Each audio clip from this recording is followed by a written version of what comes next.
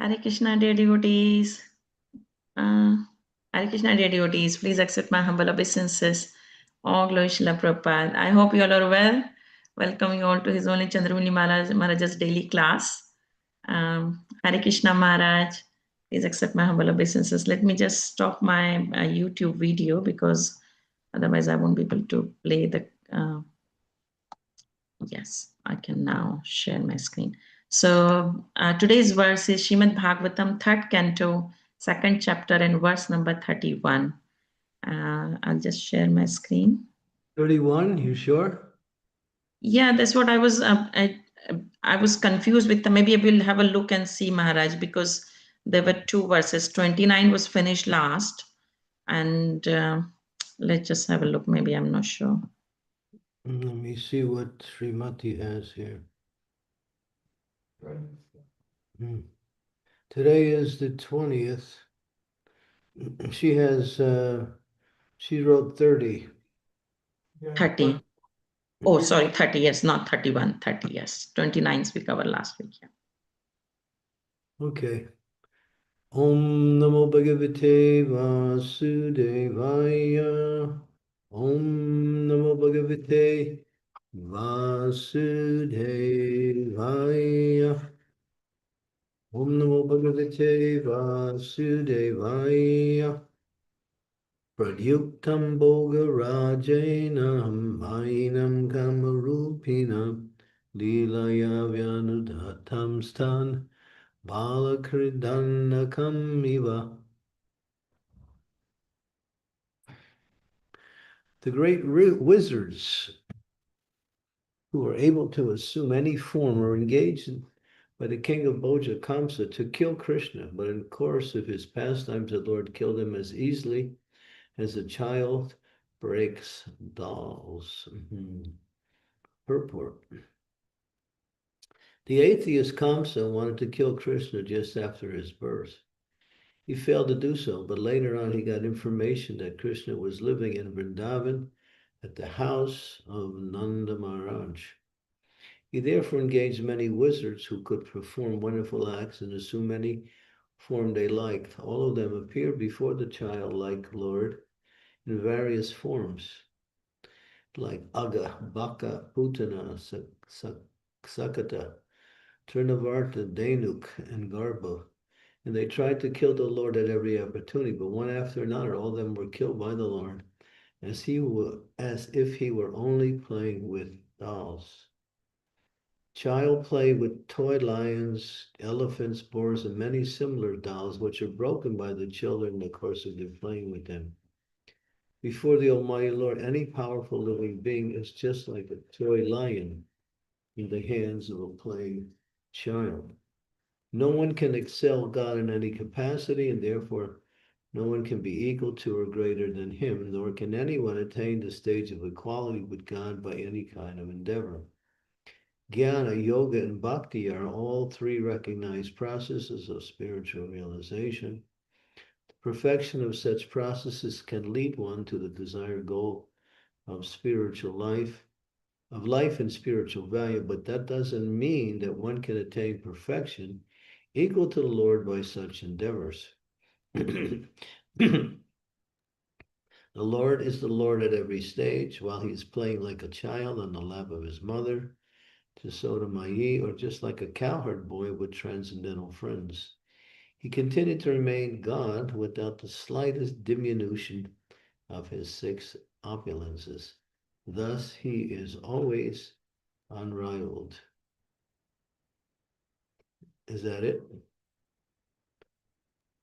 Omagyan Timirandasya Ganarjana Salakaya Chaksun Militam Yena Tasmai Shri Gurave Namaha Sri Chaitanya Manobhistam Stapitam Yena Bhutalai Swayam Bhupa Kadammayam Dadati Swam Padantikam Mam Vishnu Padaya Krishna Prastaya Bhutalai Sri Bhakti Vedanta Swaminiti Namo Namaste Saraswati Deve Gaudavani Pacharine Nirvisa Sunyavadi Pastyatya Desatarine Vanchakalpa Tubhischa Ripa Sindhupe Evacha Titanam Bhavanebhyo Vaishnavebhyo Namaho Namaha.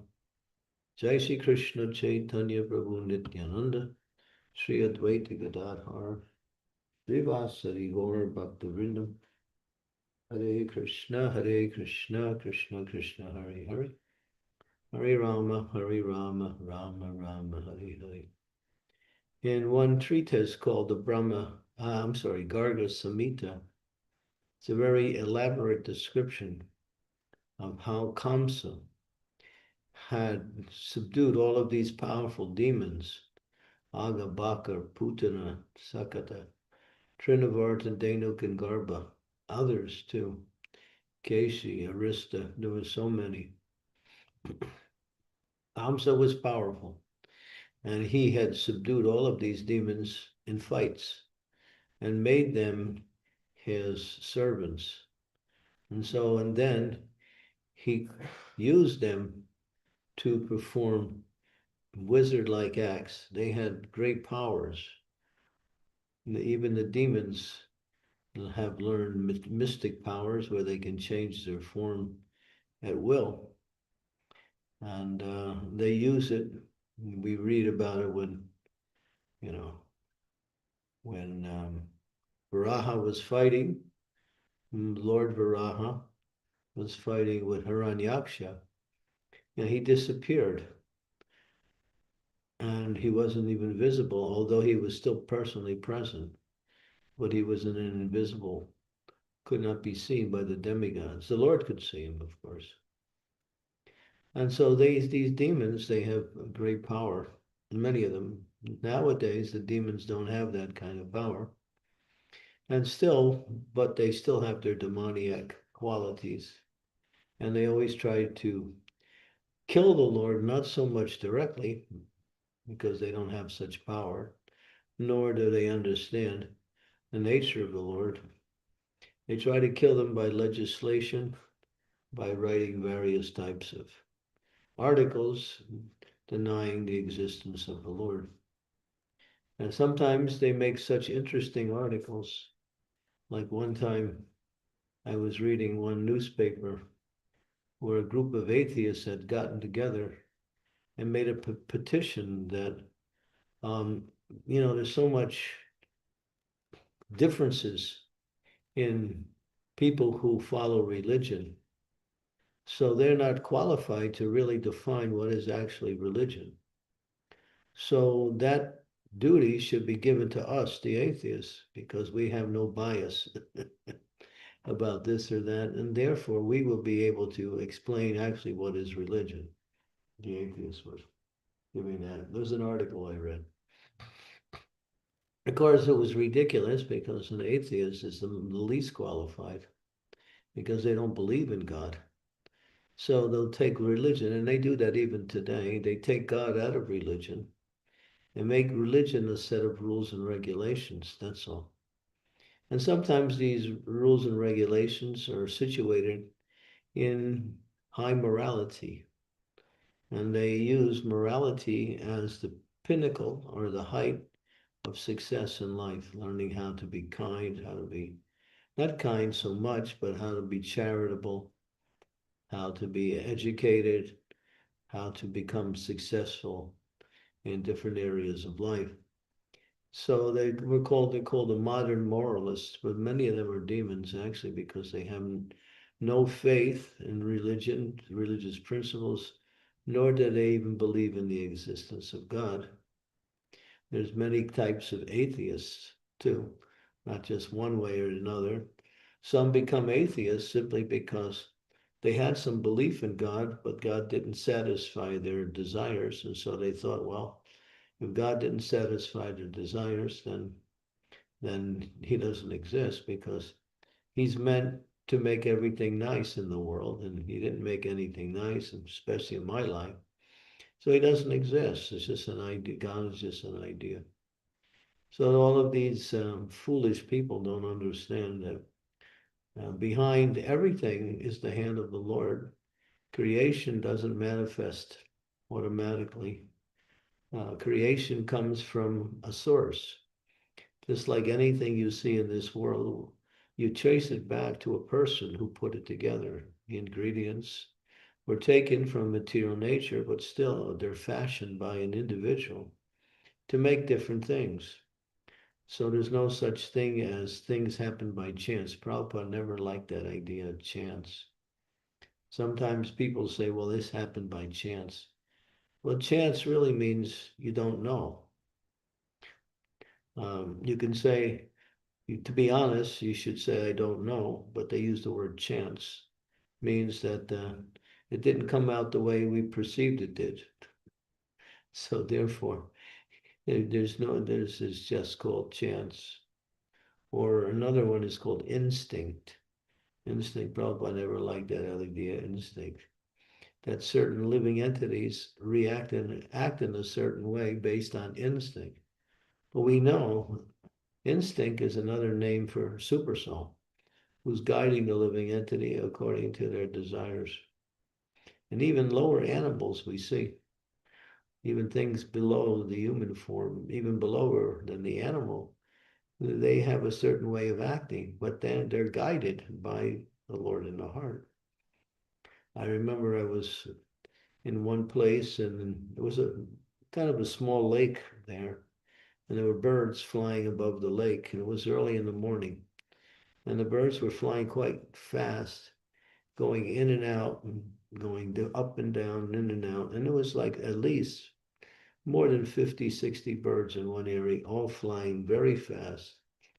And no bird was crashing into another bird. And I was just watching to see how it was amazing as their speed of movement was incredibly fast, but at the same time, and close together at the same time, but there was no one was crashing.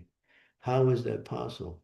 Well, they call it instinct. No, it's actually super soul, who protects the living entities even on all levels of existence, even the animals, the ants, the trees.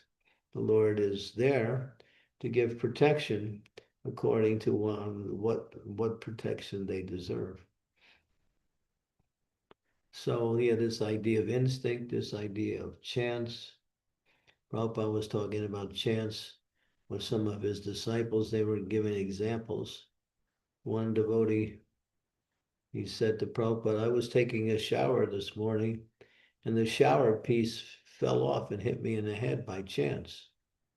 Prabhupada said, no, it's not chance, it's because you're a rascal.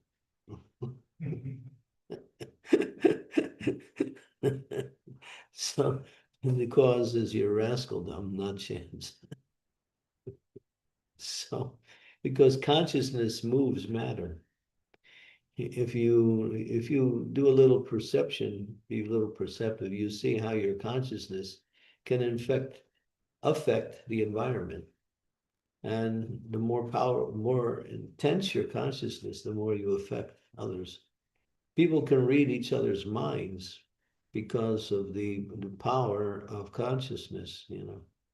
They have certain people have that perception of how to read each other's mind. I remember one devotee was saying, there was one man, he was, him and others, they would get together and they would sit together and read each other's mind. They wouldn't speak. So, of course, after reading the mind, they would explain what was on the other person's mind. And they had that power to understand. So one lady, she was part of that group. And as she was reading, this one doctor, he was a doctor actually, and he was treating devotees also. She was reading his mind.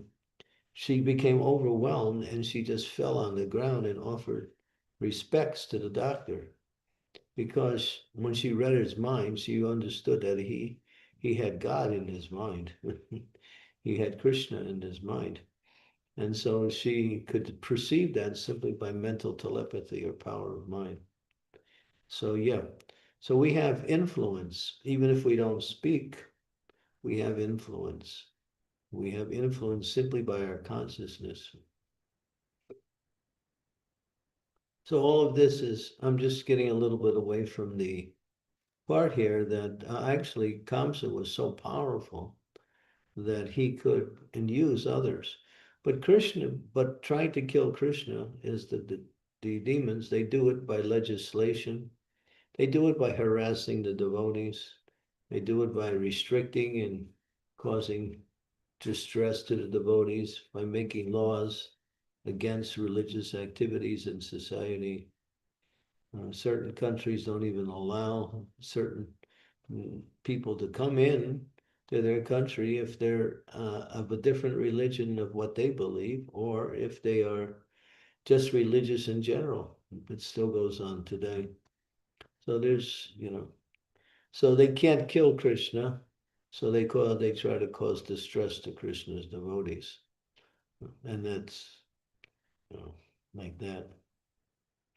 So, but Krishna is so powerful. It says here, it's really interesting. A child, a nice example, child breaks toys. He has little toys. He plays with toy lions and elephants and boars and other types of toys, and he breaks them. And then, same way, Krishna breaks these powerful demons who come in the form of different mystical forms. Sometimes they take animal forms, sometimes they take horrific forms. But Krishna, he enjoys it. Why is he enjoying it? Is he enjoying killing the demons? Yes, he is. But what he's enjoying is that he's giving this living entity freedom from their sinful activities and elevating them to a better position in life. So Krishna kills these demons and is a way to benefit them because they're causing harm to others and to themselves. So all their activities are useless and are dangerous. So better they don't exist at all. So Krishna kills them, and because they're touched by the hand of the Supreme Lord, they get purified. And because they get purified, they get freedom from birth and death, at least temporary. They attain some form of liberation. Yeah, so Krishna is very merciful. Okay, so here, this is interesting. Go down the page. It says here, one does not mean that one can attain perfection by such endeavors. What is that? By Prabhupada makes a comparison between other types of spiritualists, jnanis, the yogis, and others, and even those who do karma yoga.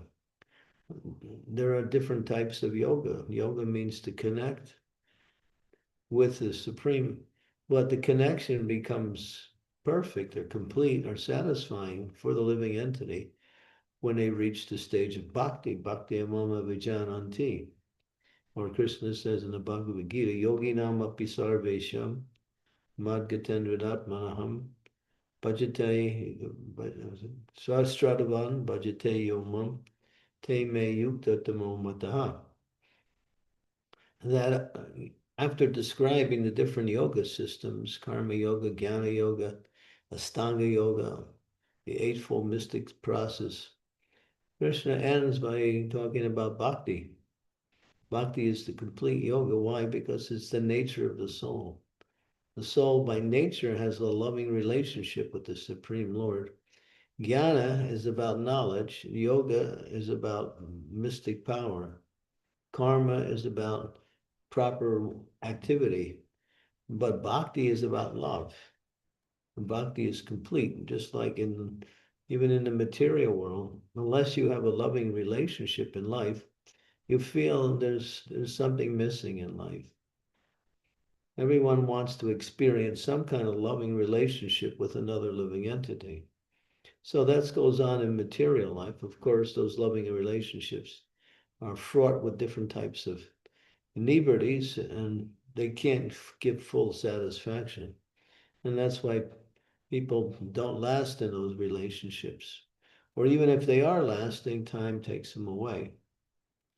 So, but that loving relationship is the nature of the soul. Nityasiddha Krishna Prema. Nityasiddha Krishna Prema. Savukanonoi Sravanadi Siddhi Chitte Gaudiye Udoy. In the hearts of all living entities, anyone who is a living entity, pure love of God is there. It doesn't matter what body they have. And that's superfluous to their actual existence as a pure spiritual being. So therefore, Prabhupada's making the point, and it doesn't mean everyone who performs different types, because you'll see that. Oh, I remember when I was preaching in Chicago many years ago, one yogi, it was a lady, she came to the temple, and then we both were invited to do a public performance, and she was speaking about Jnana Yoga, and I was speaking about Bhakti Yoga. And from her perspective, we were both, equal. Oh, he's taking the path of what is it called? Devotion. Well, not devotion. She said it differently. Saying the path of uh, emotional yoga, and I'm taking the path of Jnana Yoga. So we're both on yoga. So we're all both on the same level. Of course, I didn't argue with her. I just made my presentation. But this is how people see it. And there's many examples of so-called spiritualists who don't have any real clear understanding of what spirituality is like. They think that all living beings are spiritual, therefore all living beings are the supreme. They don't make any distinction between the source and the energy. They combine both into one, that the energy is also the source. But that's ridiculous, even on the material level. The energy is the expression of the person's activity or consciousness. The source is them, they are the source. So we make a distinction because that distinction is the reality. The sun and the sunshine are the same, but they're also different. The sun, if you say the sun came into my room, that means the sunshine came into your room, not the sun. If the sun came into your room, then you wouldn't be there, nor would your room be there. So nothing, so we use those words, but we don't really clarify. So in the same way, energy is one thing and source of energy. So Krishna, he is Ishvara Parama Krishna Chit Ananda, Anadir Govind, Sarva Karna Karna. He is the source of everything. There's no one that's equal to or greater than him. And any type of other yogas are just stepping stones on the ladder of perfection. If you have to go to the 108th floor in the building, and you take the elevator and you stop at the 40th floor, you mean you haven't actually reached your goal. You went a little bit up, but that doesn't mean you reached your goal. So the goal is actually, according to the nature of the soul's existence, to serve God with a desire to please God and awaken one's attraction for God through that service. And that attraction turns into affection, and affection develops into love. And that is the perfection of yoga, to engage in loving relationships with the Supreme One. And Krishna reciprocates that love because he says, Bhakti Mama Vijananti. When you worship me with love, then you can understand me, you can know me, you can connect, you can actually associate with me. Okay, so we'll stop there and open up for questions.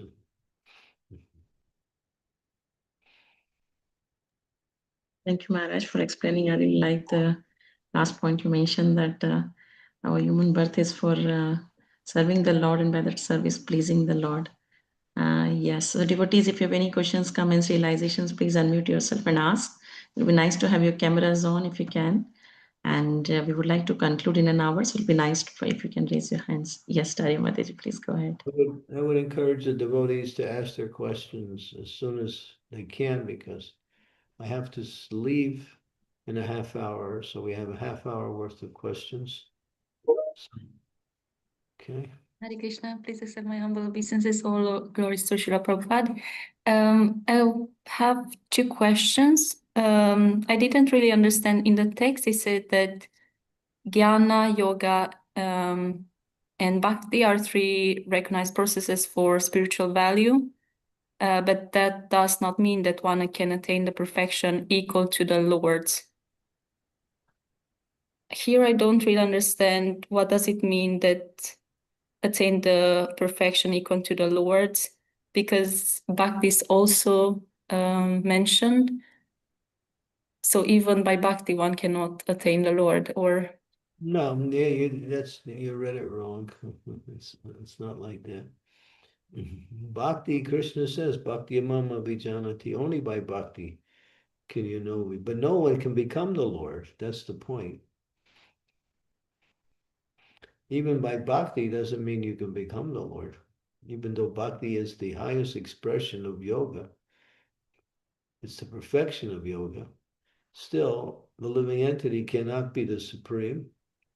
Even in Bhakti, they can become fully devoted to the Lord in Bhakti, but they can't become the Lord. So that's the point. okay, so it's just that it means that they cannot become the Lord. Right, yeah. Because there are a class of people who say that you take up Bhakti, you can become the supreme. There's all kinds of misinterpretations of scripture. As there are so many types of colors in the world, there are so many varieties of spirituality.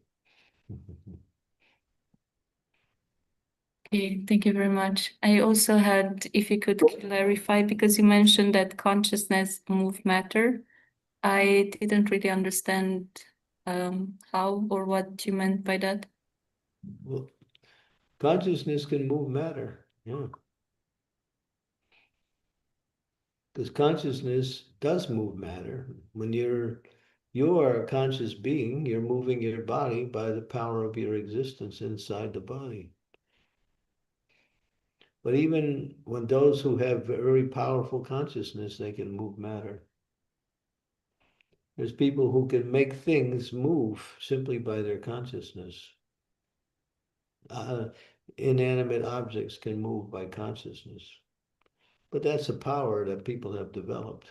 Consciousness is the nature of the soul's existence. The scientists can't understand what consciousness is. They're still trying to figure it out because they don't believe in the soul. And therefore, they can never understand what consciousness is.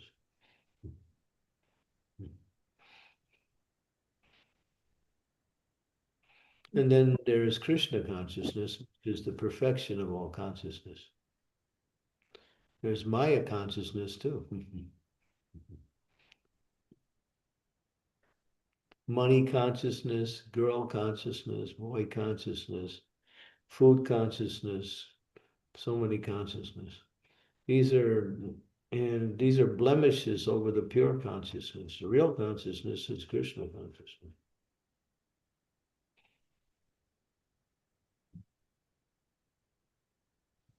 Thank you very much. Yeah, Thank you, you Maharaj. are consciousness. Haribol. Thank you, Dari Mataji. Prasiddha Chaitanya Prabhu, please go ahead.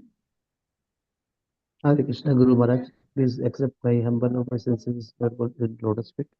Guru Maharaj, as you told, Bhakti Yoga is the uh, goal of the life. So you give the sequence that by service of Vaishnavas and Krishna, attraction start, and by attraction, affection, and it converts in love to the Lord. So Guru Maharaj, if we talk about our conditions, we are serving. Somehow we are doing some services in temple also, but we are serving our family and children also. So when we are serving to our family, so what should our mood of serving them? Because somehow I think we are doing both things. We are in Maya also, and sometimes we are engaging in service. So what should our right mood for serving our family in the Okay. prospect of? Yeah. Okay, you ready? You ready to hear? Yes, Guru. Okay. So you say my wife, my son, well, in your case, daughter, my daughter, my wife, But they don't belong to you. They belong to Krishna because they're pure spirit souls. So, as a father, you serve your daughter by giving her what she needs to grow up nicely in life, along with spiritual guidance. So you're serving not her body so much, you're serving her, the soul. So we should see that the living entities that we interact with belong to Krishna. They don't belong to us. If something belongs to you, how is it that one time you didn't have it and that one time you won't have it? At one point that the relationship wasn't there, and in the future it'll be gone also. So we say mine, but it's not mine, it belongs to Krishna. Everything belongs to Krishna. So they are spiritual beings. So your duty is to serve them in such a way that you give them what they need in your role as a father to live nicely, happily, healthy, and at the same time, you give them a guidance in spiritual life. Because it says in the Shastras, don't become mother, don't become father, don't become guru, don't become teacher, unless you can deliver your sons, daughters, disciples, students from the cycle of birth and death. So it's a great responsibility to take charge of another person's life. Because if you mess that up, you suffer more than if you mess up your own life, if you mess up somebody else's life. So it's a great responsibility to take on a position of leadership and care. So therefore, we have to see them as that this is my service to Krishna, to take care of them nicely. When one of my god sisters, she had a 2-year-old child, and she was doing pujari work in the temple, and she was finding it difficult to take care of her children and do her service. And she wrote to Srila Prabhupada. You can read the letter what Prabhupada wrote back. Prabhupada said, the child worship is more important than deity worship. Your duty as a mother is the first duty is to take care of your children. And he said, these children are sent to us by Krishna for us to care for them and to guide them in spiritual life. So Prabhupada made that point, that as a mother, her first duty was her children. If she could do some duty in the temple, that's nice. But if that temple duty interferes with her duty as a mother, then her duty as a mother is more important. Because that's Krishna's part and parcel there in the form of my child.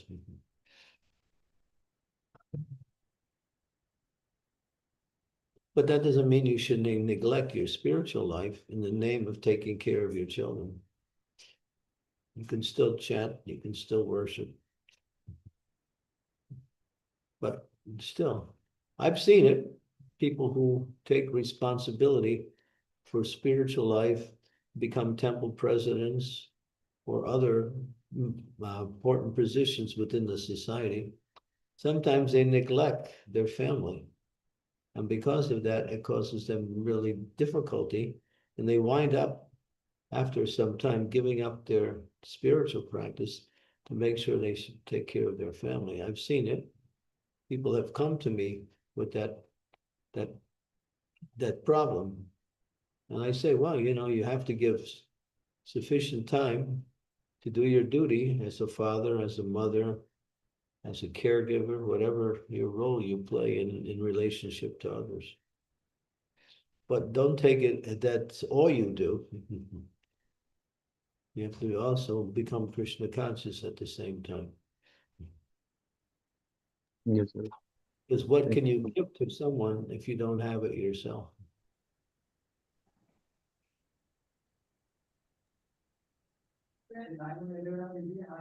Thank you. Thanks, Maharaj. I hope that answers your question, Prasiddha Chaitanya Prabhu. Yes, Mother. Thank you. Thank you, Prabhu. Balwan Nitai Prabhu, please go ahead. Hare Krishna Guru Maharaj, please accept most humble obeisances. All glories to Srila Prabhupada, you and Jai Sri Nityanath. I personally struggle hearing atheists talk. I hate smarmy people who know it all, and it does sort of get under my skin listening to their, self-assuredness. Should I be debating with atheists about Krishna, or when you're distributing books in Harinam, the passive magic of that could lead them to their liberation. It seems the easier route. Should your average, maybe even slightly dopey like myself, devotees be debating atheists? That is my question. We don't waste time, but if you want to really say something that will wake them up to reality, you say, do you believe in death? Of course, they can't deny that. And then, well, for you, God is death. Mrityu sarva arasya aham. For the atheists, I come as death. Then they have to bow down, flat. They can't move anymore. Complete Dandavats. So, They'll be paying their obeisances regardless of it. yeah. So those who don't believe in the existence of God, well, do believe in the existence of death. So that's for them, that's God. He comes to take away everything that you value in life, including your body. But they're so obstinate that they still won't accept the fact that God exists. But everyone can see there's a power in existence that is greater than themselves, but they can't define that power. That power is the energy of God, what to speak of God himself.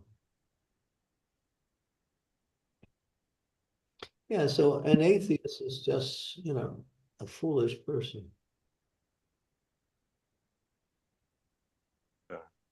You don't argue with them, can't do anything. But if you're in a group with people and you're talking to an atheist, make some points, because the other people may benefit by what you say. But don't fall into an argument with them. It's useless. Yeah, because argument doesn't solve anything. You can say something, like I said it, and you can make a very simple point. You believe in death? Yeah, okay. Well, you don't believe in God, but he comes to you as a form of death. You have to believe in that. But they'll say, well, you also die. And we say, no, we don't die, because we know that we are a spiritual being. And then when the body ends and we go on to our relationship with God in the spiritual world. So for us, death is simply opening the door to eternal life. For you, it's the end of everything that you live for. Thanks.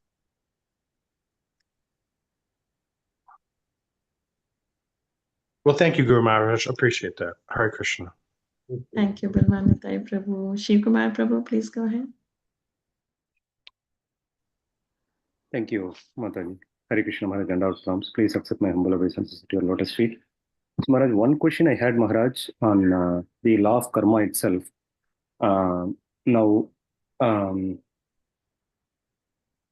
like we see many people, Maharaj, in this life that they are equipped with so much of wealth. Say, for example, Maharaj, and I my understanding is that wealth and their opulence that they have in this life is a result of their past pious karma. But there are many cases where such people do not seem to have any good qualities, Maharaj. Good qualities as in pious qualities that they exhibit in this birth. So I'm just wondering, how come they have done so much of pious karma that they have so much of wealth, but there don't seem to be any trace of any good qualities or pious qualities in this birth, Maharaj. So I'm trying to understand how how is this connection has been understood. You know what a silo is? You know what a silo? No, Maharaj. Silo is a grain holding. It's a big, long thing where when you harvest grains, you put it into the top Hmm. and then you store the grains. So as Okay. you store the grains, but you're also using the grains by there's a door on the very bottom of the silo where you Hmm. open, get the grains. Hmm. What you're putting on the top Hmm. is what you're getting on the bottom. Okay. People's good karma is coming now from the bottom, but because they're acting wrong, they're putting bad karma on the top. So that soon that bad karma will also filter down to Okay. the bottom. So what you're Okay. seeing is something from the past, and what they are now is what they're living now. So, Hmm. so they're still living out their good karma, but still they're putting negative karma in their life, and then after some time that will manifest. Okay. Okay. Don't get bewildered that, why do bad people have good karma? Okay. It's from something from the past and so on. Okay. Okay. Hmm. Hmm. Hmm. Karma does not necessarily work immediately. It Hmm. works according to a certain timetable. Hmm. Hmm. Hmm. Hmm. Okay. Yes, no. I remember, Maharaj, many times you have shared this story of Dhritarashtra asking the Lord of why I have to suffer this loss of this 100 sons, and how the sin that he has committed 50 lives back is manifesting, but in between he was accruing pious results only to go through the suffering. So it's very difficult to understand this thing. Dhritarashtra, when Krishna Yes. revealed Hmm. his past life and how it manifested in the present. Hmm. Hmm. Hmm. Because karma is like money, and you have to pay the karmic debt. But if you don't have the money, then you have to build up enough equity, and then when you build up the equity, then the karma cashes in. Hmm. Hmm. Hmm. If you can't pay a debt, then you have to get you get the money, you can pay the debt. So people commit a certain activity in the past, and therefore they can't pay for it until they actually perform certain activities that will give them the karma to pay for it. Karma is temporary. It's temporary. Hmm. But spiritual karma is different. That's not temporary. That's eternal. But that's Hmm. not karma. It's called akarma, or spiritual growth, which has no reactions on the material level. Hmm. Oh, okay. Okay. Thank you so much. Good. We have any more questions? Yes, Maharaj, we have one in the chat. I'll just read that question. So this is from Sirjana Mataji. She's asking, what type of karma is destroyed when one takes initiation? Is it karma from their previous lives or karma that accumulated since all past lives?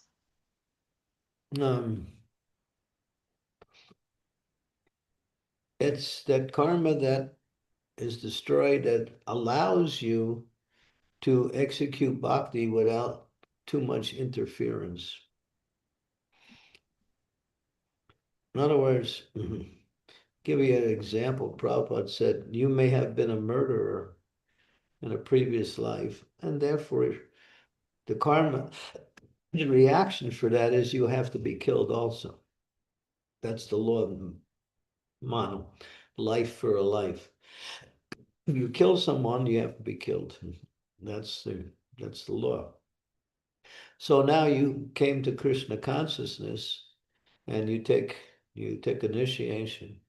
You still have that negative karma hanging over you. So are you going to get killed? No, because once you take shelter of the process of devotional service, then there might be a slight reaction to your past horrible crime, but it's not the full reaction. And Prabhupada used the example, you may have been in a murder in your last life, so now you take the devotional service and you cut your finger. So there's some reaction there. I'm not saying you cut off your finger, you cut your finger. In other words, you get some token of that as a reaction. And then when that's gone, that karma is dissolved. But in the material world, people have to get the karma full force according to the nature of the activity. It was not for devotees.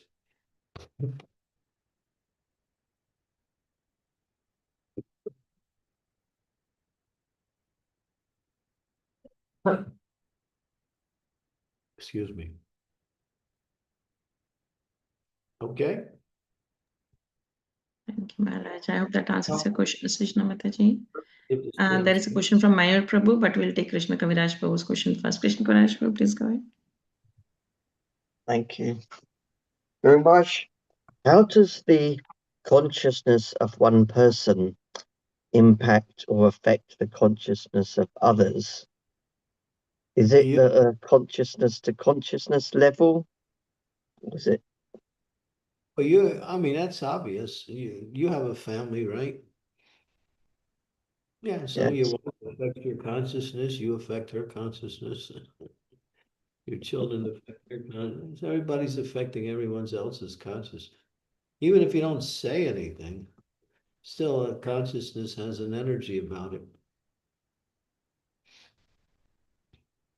Even if you don't say anything or do anything. Mm.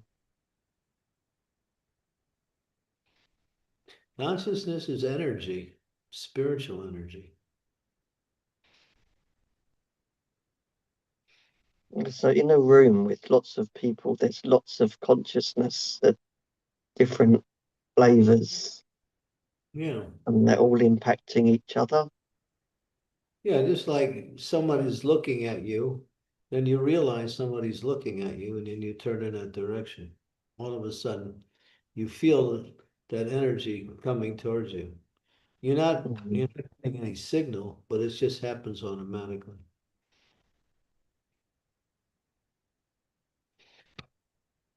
You see that sometimes you look at a person and then all of a sudden they're aware of you're looking. You're looking. They're not seeing you looking at them, but all of a sudden they look at you because they can feel it.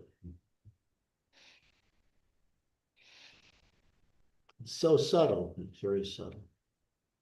But sometimes it's very strong too. Someone gets angry at you, you can actually get disturbed. Even if they don't express the anger, still, but that anger is there, they can cause you to shake. By the power of that anger consciousness. Consciousness is energy, pure spiritual energy. But when it's colored with material energy, it acts materially.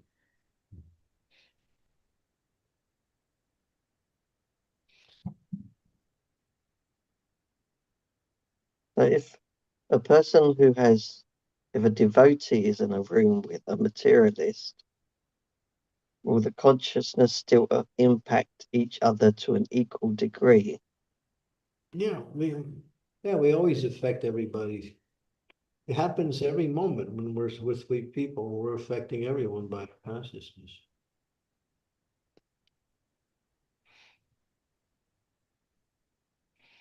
I remember when I was first joined the Hare Krishna movement, I was put under the care of one devotee who was the Bhakta leader in the New York temple. And I was just training under him. So he would always say to me, kill that kill that thought, or that thought will kill you.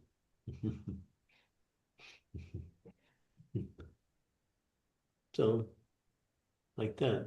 So if you have wrong thoughts, sometimes when you're with people, they can perceive that. Because there's this type of negativity that comes from you. If you have good thoughts, you can also perceive that. So, Guru Maharaj, I heard that if you sit in somebody's chair, you pick up energy or something from the person who normally sits there. If you wear somebody else's shoes, you will also get part of their consciousness. Because karma is also transferred through the feet. Oh, wow. Yeah, just like somebody touches your feet, you're going to pick up some of their consciousness. If somebody who is a very sinful person touches your feet, you might find yourself getting some, negativity and bad dreams or something. Happens all the time. That's why people want blessings. Please give me blessings. All right. So we give them good wishes and blessings. And if it's sincerely done, they get some benefit from it. And there's nothing more than that.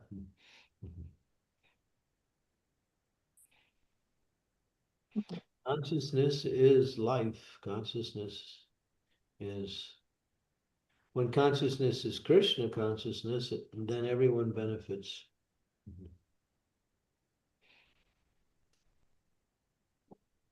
So keep your consciousness on Krishna, and you can serve others simply by being Krishna conscious, even if you don't do anything, even if you don't say anything. But if you're Krishna conscious, you are helping others automatically. Wow, that sounds amazing.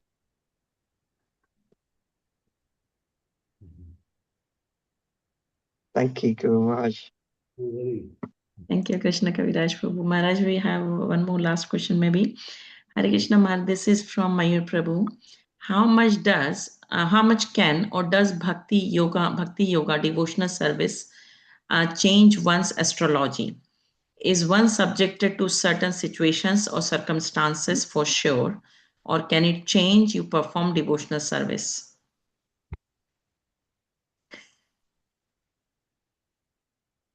So you're clapping your hands in front of the deities in kirtan, and your astrological destination is changing. Really, it's mentioned in Nectar of Devotion. Clapping your hands in front of the deities in kirtan, you're actually changing your destination. Yeah. That's an example. Yeah.